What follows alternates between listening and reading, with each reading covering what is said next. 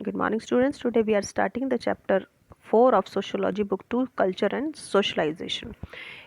Culture क्या है? Culture एक वे ऑफ थिंकिंग है, लोगों की टोटल वे ऑफ लाइफ है, लर्नड बिहेवियर है जो हम अपने घर से, पड़ोस से, सोसाइटी से सीखते हैं। एक पूल्ड लर्निंग का स्टोर हाउस है और ये हमेशा चेंज होता रहता है, इसमें हमेशा नए एवोल्यूशन होते रहते हैं और इस तरह से जो कल्चर है उसका नेचर कैसा होता है? डायनामिक होता है, चेंज होता रहता है। ठीक है। F.B. टेलर के शब्दों में कहें तो F.B. टेलर ने इसे कैसे डिफाइन किया है? उन्होंने कहा है कि is that complex whole which includes knowledge, belief, art, morals, law, custom and any other capabilities and habits acquired by man as a member of society। तो ए बी टेलर का कहना है कि ये एक ये जो कल्चर है बहुत कॉम्प्लेक्स है, जटिल है पूरी तरीके से, जिसमें knowledge, belief, art, moral, law, custom ये सारी चीज़ें इंक्लूड होती हैं और भी इसके साथ दूसरी कैपेबिलिटीज़ और हैबिट्स भी इंक्लूड होती हैं जिसे एक मैन एक्वायर करता है as a member of society. Culture में वो सारे लर्नड और शेयर्ड वेज होते हैं थिंकिंग के, फीलिंग्स के और डूइंग्स के। ये एक लेंस होता है जो जिसे हम प्रिसीव करते हैं और इवेल्युएट करते हैं जो हमारे चारों तरफ के वर्ल्ड में होता है, और साथ ही ये हर चीज़ को अफेक्ट करता है, उन हर चीज़ को अफेक्ट करता है जो हम सोचते हैं और जो हम फील करते हैं। ठीक है। तो कल्चर के कैरेक्टरिस्टिक्स अब हम पढ़ते हैं। कल्चर के क्या कैरेक्टरिस्टिक्स हैं? ये एक वे ऑफ थिंकिंग होती है, फीलिंग है, बिलीविंग है, ये वे ऑफ लाइफ है, ये जनरेशन टू जनरेशन ट्रांसमिट होती है, ये एक लर्नड बिहेवियर है, एक स्टोर हाउस है पूल्ड लर्निंग का, एक कॉम्प्लेक्स फिनोमिनन है और ये हर सोसाइटी में पाया जाता है, और साथ ही ये आइडियाज़, हैबिट्स और कस्टम्स का एक ग्रुप होता है।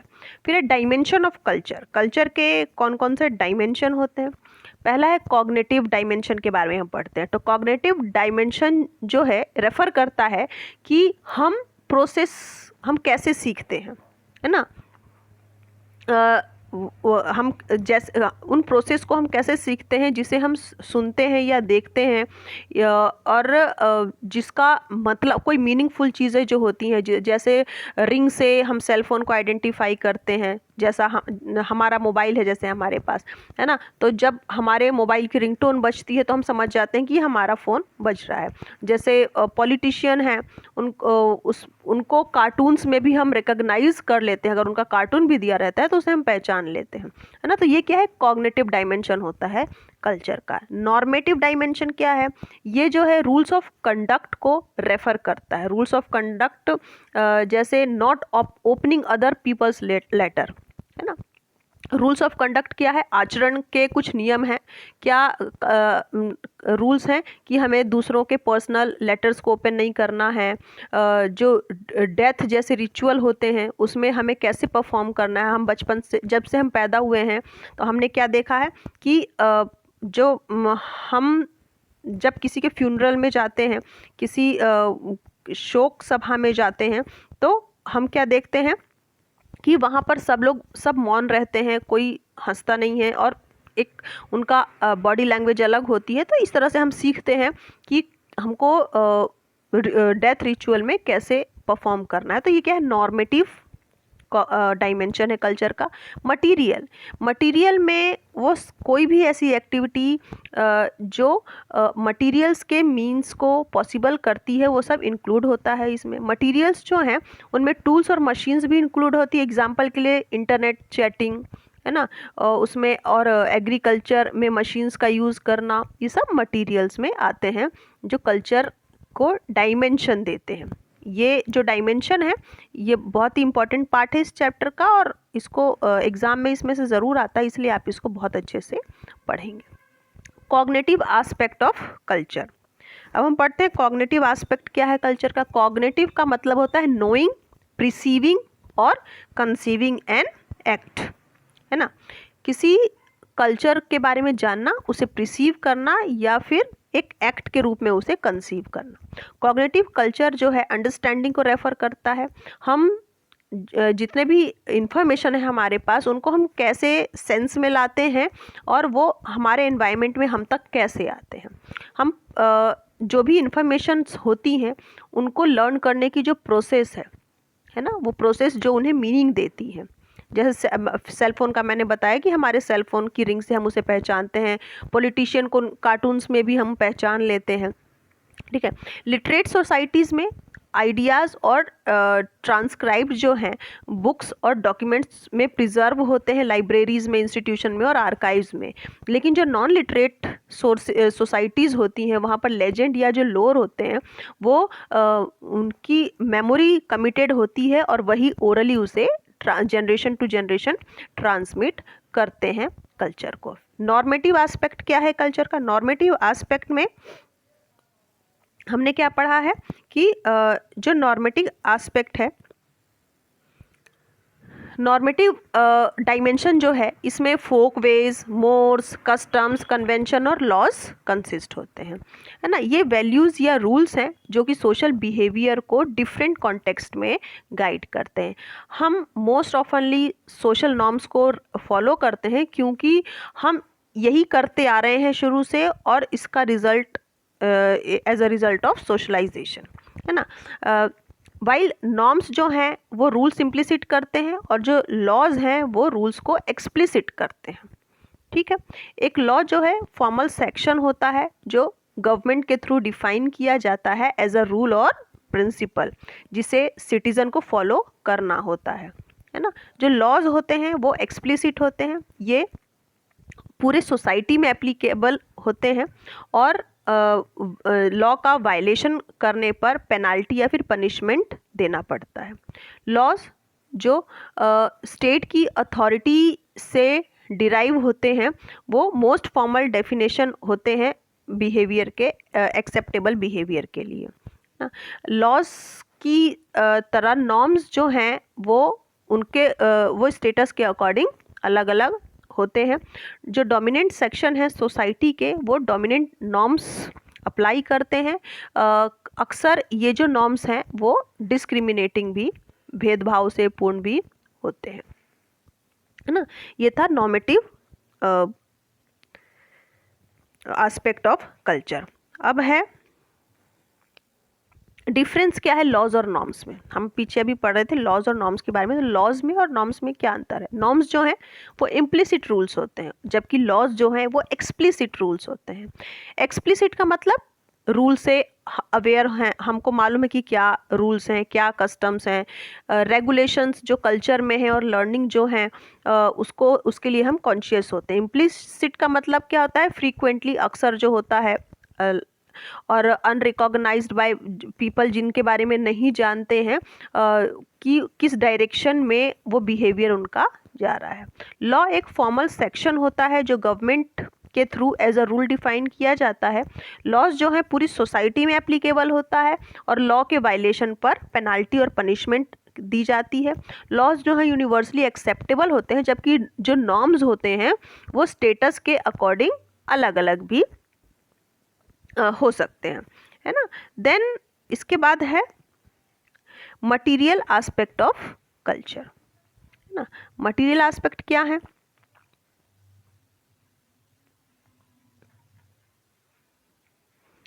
मटीरियल एस्पेक्ट जो है टूल्स, टेक्नोलॉजीज, मशीन्स, बिल्डिंग्स और मोड ऑफ ट्रांसपोर्टेशन को रेफर करते हैं और साथ ही जो प्रोडक्शन और कम्युनिकेशन के इंस्ट्रूमेंट्स हैं उन्हें भी ये रेफर करते हैं। अर्बन अर्बन में साथ ही साथ रूरल एरियाज़ में भी ये इन्हें मटेरियल एस्पेक्ट को रेफर करते हैं।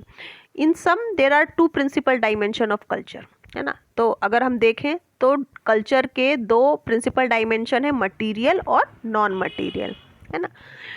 कॉग्निटिव और नॉर्मेटिव एस्पेक्ट जो है वो नॉन मटीरियल है और मटीरियल डायमेंशन जो है वो क्रूशियल है प्रोडक्शन को इंक्रीज करने के लिए, लाइफ की क्वालिटी को एनहेंस करने के लिए। लेकिन जब मटेरियल और टेक्नोलॉजिकल डायमेंशन रैपिडली चेंज होते हैं तो जो नॉन मटेरियल एस्पेक्ट हैं वो पीछे रह जाता है वैल्यूज़ और नॉर्म्स के टर्म्स में। साथ ही ये उन सिचुएशन को राइज कर सकता है कल्चर के जो रुक जाते हैं जब नॉन मटेरियल डायमेंशन अनेबल होते हैं एडवांस टेक्नोलॉजी से मैच करने में। ठीक है, तो ये है मटेरियल एस्पेक्ट ऑफ कल्चर, है ना। फिर एक कल्चर एंड आइडेंटिटी। कल्चर और आइडेंटिटी क्या होती है? आइडेंटिटीज़ जो हैं वो इनहेरिटेड नहीं होते हैं, जब लेकिन ये फैशन्ड होते हैं by both individual and by group, है ना, through their relationship with others. दूसरों के साथ जो हमारे रिलेशनशिप हैं वो उनको एक वो आइडेंटिटीज़ जो हैं उनको इनहेरिट नहीं करते हैं, बल्कि वो फैशन्ड होते हैं इंडिविजुअल के थ्रू और ग्रुप के थ्रू। हर व्यक्ति मॉडर्न सोसाइटी में मल्टीपल रोल प्ले करता है। एक कल्चर में कई सब कल्चर्स हो सकते हैं, जैसे कि इलाइट और वर्किंग क्लास यूथ। सब कल्चर्स जो हैं वो स्टाइल से मार्क्ड होते हैं, टेस्ट से और एसोसिएशन से मार्क्ड होते हैं। सब कल्चर क्या होता है? सब कल्चर एक कल्चरल ग्रुप होता है, एक जिसमें एक लार्जर कल्चर होता है। ऑफन उसमें बिलीफ्स होते हैं या फिर इंटरेस्ट होते हैं अलग अलग तरह से एक लार्जर कल्चर में जो कि रहते हैं। पर्टिकुलर सब कल्चर जो हैं वो आइडेंटिफिएबल होते हैं अपने स्पीच के द्वारा, अपने ड्रेस कोड्स के थ्रू, अपने preference for particular kind of music के थ्रू, या फिर अपने मैनर्स के थ्रू जो जिसे वो इंटरेक्ट करते हैं ग्रुप मेंबर्स के साथ। सब कल्चरल ग्रुप्स जो हैं वो कोहेसिव यूनिट्स के को भी फंक्शन करते हैं, के रूप में भी फंक्शन करते हैं, जो आइडेंटिटी को इम्पार्ट करते हैं सारे ग्रुप मेंबर्स को। कुछ ग्रुप्स जो हैं उसमें लीडर्स होते हैं और फॉलोवर्स होते हैं, लेकिन जो ग्रुप मेंबर्स हैं वो बाउंडेड होते हैं ग्रुप के पर्पस से और साथ में और एक साथ काम करने के लिए, अपने ऑब्जेक्टिव्स को अचीव करने के लिए एक दूसरे से जुड़े हुए रहते हैं। ठीक है, तो ये डिफरेंस है कल्चर में, कल्चर और आइडेंटिटी में। ओके, उसके बाद होता है एथनोसेंट्रिज्म। एथनोसेंट्रिज्म क्या होता है? Ethnocentrism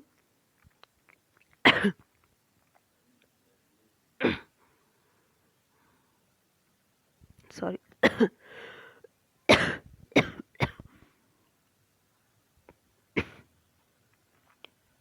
ethnocentrism is the application of one's own cultural values in evaluating the behavior and beliefs of people from other culture, है ना।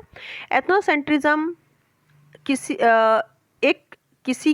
किसी व्यक्ति के अपने कल्चरल वैल्यूज़ का इवेल्युएशन है जो उसके बिहेवियर और बिलीफ्स से इवेल्युएट होता है दूसरे कल्चर्स की तुलना में। ठीक है, दूसरे कल्चर के लोगों से की तुलना में। ठीक है, तो क्या हुआ एंथ्रोसेंट्रिज्म। एंथ्रोसेंट्रिज्म जो है किसी व्यक्ति के अपने कल्चरल वैल्यूज़ का एप्लीकेशन है जो उसके बिहेवियर और उसके बिलीव्स को इवेल्युएट करता है दूसरे कल्चर से। ठीक, इसका मतलब ये है कि जो कल्चरल वैल्यूज़ हैं वो प्रोजेक्टेड होती हैं एज द स्टैंडर्ड और norms are considered superior to that the believes and values of other culture, जो उसे दूसरों के बिलीव्स और वैल्यूज़ से, दूसरों के कल्चर के जो बिलीव्स और वैल्यूज़ हैं उनसे उनको उनके कल्चर को, उनके वैल्यूज़ को सुपीरियर बनाती हैं। ठीक है, तो ये एक साधन होता है जो किसी व्यक्ति के कल्चर को, उनके कल्चरल वैल्यूज़ को, कल्चरल बिलीव्स को दूसरों के कल्चरल बिलीव्स और वैल्यूज़ से सुपीरियर बनाता है। ठीक है, फिर है कॉस्मोपॉलिटनिज्म। कॉस्मोपॉलिटनिज्म क्या होता है? कॉस्मोपॉलिटनिज्म जो है ये एथनोसेंट्रिज्म का ऑपोजिट होता है। कॉस्मोपॉलिटन जो है वो इवेल्युएट नहीं करेगा दूसरे व्यक्ति के, उसके बिलीव्स के, उसके अपने बिलीव्स के बेसिस पर, और वो कल्चरल डिफरेंस को अकोमोडेट करता है दूसरे कल्चरल डिफरेंसेस को जैसे कि वो हैं, और साथ ही वो कल्चरल एक्सचेंज को भी एनकरेज करेगा और अपने कल्चर को एनरिच करेगा विद बोरोइंग फ्रॉम अदर्स, दूसरों के कल्चर से चीज़ें लेकर के, उनके दूसरों के कल्चर से बोरो करके वो अपने कल्चर को एनरिच करेगा। एग्जाम्पल के लिए हिंदी, इंग्लिश, फिल्म, म्यूज़िक, है ना। एक मॉडर्न सोसाइटी जो है कल्चरल डिफरेंस को अप्रिशिएट करती है। ग्लोबल वर्ल्ड में जो कम्युनिकेशन है वो डिस्टेंसेस को रिड्यूस कर रहे हैं कल्चर्स के बीच में, जो दो कल्चर्स के बीच में, दो या दो से ज़्यादा कल्चर्स के बीच में जो डिस्टेंस है उनको कम कर रहे हैं ग्लोबल वर्ल्ड में जो आज कम्युनिकेशंस हैं, है ना। कॉस्मोपॉलिटन आउटलुक जो है वो डाइवर्स इन्फ्लुएंस को अलाउ करता है किसी के अपने कल्चर को, किसी भी व्यक्ति के कल्चर को एनरिच करने में। फिर है कल्चरल चेंज। कल्चरल चेंज क्या है? ये एक तरीका है, एक वे है जिसमें सोसाइटीज़ जो हैं अपने कल्चर के पैटर्न को चेंज करती हैं। चेंज के जो सोर्सेज हैं वो इंटरनल और एक्सटर्नल दोनों हो सकते हैं। इंटरनल फैक्टर्स में क्या होते हैं?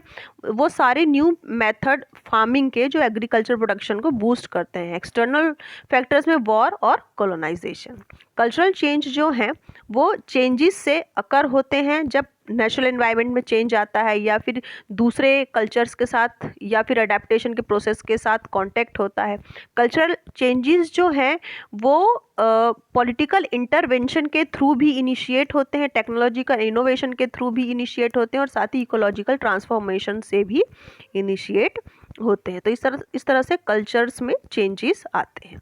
फिर है सोशलाइजेशन। सोशलाइजेशन क्या है? ये एक प्रोसेस है जिसके थ्रू जो ह्यूमन है एक सोशल बीइंग बनता है, सामाजिक प्राणी बनता है।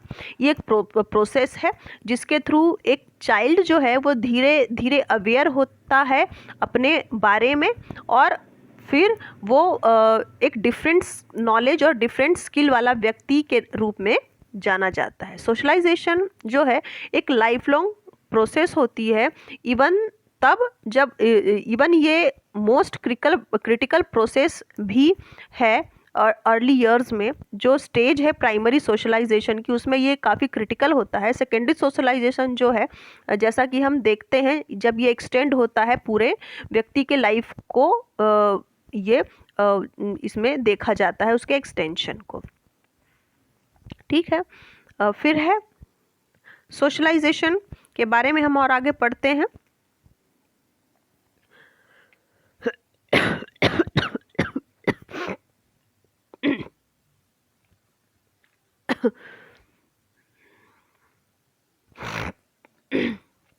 Agencies of socialisation. सोशलाइजेशन की एजेंसीज कौन कौन सी, मतलब सोशलाइजेशन जो है व्यक्ति में कहाँ से आता है, कहाँ से सोशलाइजेशन सीखता है? पहला है फैमिली। न्यूक्लियर फैमिली में पेरेंट्स होते हैं, है ना। पेरेंट्स जो है वो सोशलाइजिंग एजेंट होते हैं सबसे बड़े। जॉइंट और एक्सटेंडेड फैमिली में grand parents, parents, uncle, cousin play, ये सब सोशलाइजेशन के लिए सिग्निफिकेंट रोल प्ले करते हैं। चिल्ड्रेन जो है वो अपने पेरेंट्स के और जो उनके नेबर्स होते हैं, नेबरहुड कम्युनिटीज़ होती हैं, उनसे वो बिहेवियर पिकअप करते हैं। पीयर ग्रुप क्या होता है? पीयर ग्रुप जो है फ्रेंडशिप ग्रुप होता है बच्चों का जो उनके सिमिलर एज के होते हैं। यूजुअली जो पीयर ग्रुप है चिल्ड्रन का वो हाईली फ्रेंडली और कोऑपरेटिव होते हैं। पीयर ग्रुप में एक जो बच्चा है वो डिफरेंट काइंड के इंटरेक्शन डिस्कवर करता है, जिसमें साथ में बिहेवियर के रूल्स भी टेस्ट आउट हो सकते हैं और एक्सप्लोर हो सकते हैं। पीयर रिलेशनशिप जो है वो व्यक्ति के पूरे जीवन में इम्पॉर्टेंट, जब तक वो व्यक्ति जीता है तब तक वो इम्पॉर्टेंट होते हैं और साथ ही ये इंडिविजुअल एटीट्यूड्स और बिहेवियर को भी शेप देता है, एक नया आकार देता है। नेक्स्ट है इसमें स्कूल एक फॉर्मल सोशलाइजिंग एजेंसी होती है। स्कूल एक फॉर्मल सोशलाइजिंग एजेंसी है। यहाँ पर फॉर्मल करिकुलम होता है और हिडन करिकुलम भी होता है। फिर है मास मीडिया। मास मीडिया एक एसेंशियल पार्ट है हमारी रोज़मर्रा के जीवन के लिए। जो इलेक्ट्रॉनिक और प्रिंट मीडियाज़ होते हैं दोनों ही बहुत इंपॉर्टेंट हैं आज के समय पर। इंटरनेट, टेलीविज़न, फिल्म्स, ये सब भी एक इम्पॉर्टेंट माध्यम है सोशलाइजेशन का। अदर सोशलाइजिंग एजेंसीज कौन सी हैं? अदर सोशलाइजिंग एजेंसीज में आ जाती हैं religion, caste, class, clubs, organisation etcetera. ठीक है, तो ये कुछ एजेंसीज हैं सोशलाइजेशन की, जहाँ से हम सोशलाइजेशन के रूल्स और कंडक्ट्स सीखते हैं। तो ये चैप्टर हमारा था कल्चर और सोशलाइजेशन के ऊपर। तो ये चैप्टर जो इम्पोर्टेंट इसके फैक्ट्स थे मैंने आपको एक्सप्लेन कर दिए। इस पूरे चैप्टर को आप ध्यान से सुनिए, पढ़िए और फिर इसके इम्पोर्टेंट क्वेश्चंस मैं आपको सेंड करती हूँ। Okay, till then goodbye, take care.